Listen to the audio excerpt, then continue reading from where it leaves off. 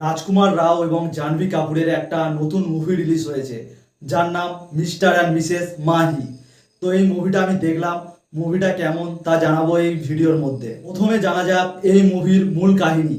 এই মুভির মূল কাহিনী হলো রাজকুমার রাও, যে একজন ক্রিকেটার, মানে ক্রিকেট খেলতো আর কি, কিন্তু পরবর্তীকালে তার বাবা তাকে ক্রিকেট খেলতে বারণ করে এবং তার দোকান সামলাতে বলে। এরপর রাজকুমার রায়ের বিয়ে হয় এবং তার স্ত্রী জাহ্নবী কাপুর, সেও ক্রিকেট পছন্দ করে। সে কোচ হয়ে তার স্ত্রীকে ক্রিকেট খেলাবে এবং এই নিয়ে যেই সকল গণ্ডগোল, যে সকলগুলো ঝামেলা আসবে, এই হলো মুভির মূল কাহিনী। এই মুভিটাকে যারা যারা ভাবছেন যে ফুল ক্রিকেটের মুভি, একদম তা না।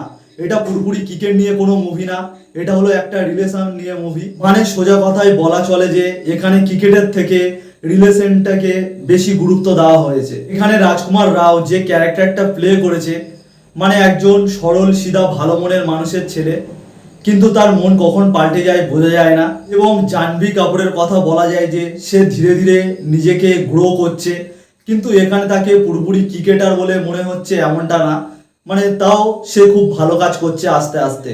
এবং মুভিটা হলো একটি ইমোশনাল মুভি, মানে ইমোশনাল যে অতটাও ইমোশনাল ততটাই নয়, মোটামুটি একটা ইমোশনাল মুভি। এবং যারা যারা ক্রিকেটের আশা নিয়ে পুরো মুভিটা দেখতে যাচ্ছেন, তাদেরকে বলবো পুরোপুরি ক্রিকেটের এটা মুভি না, এটা হলো একটা সম্পর্কের মুভি, একটা হাজব্যান্ড ওয়াইফের মুভি। যারা এরকম কাহিনী ভালোবাসেন অবশ্যই তাদের মুভিটা ভালো লাগবে। এবং এই মিস্টার অ্যান্ড মিসেস মাহি মুভিটার জন্য আমি রেটিং হিসাবে 10-এর মধ্যে 6.5 দিলাম। তো আজকের ভিডিওটা এখানেই শেষ করলাম। ভিডিওটা ভালো লাগলে অবশ্যই একটা লাইক করে দেবেন, আর এরকম মুভি সম্পর্কে জানতে হলে আমার চ্যানেলটাকে সাবস্ক্রাইব করে রাখবেন।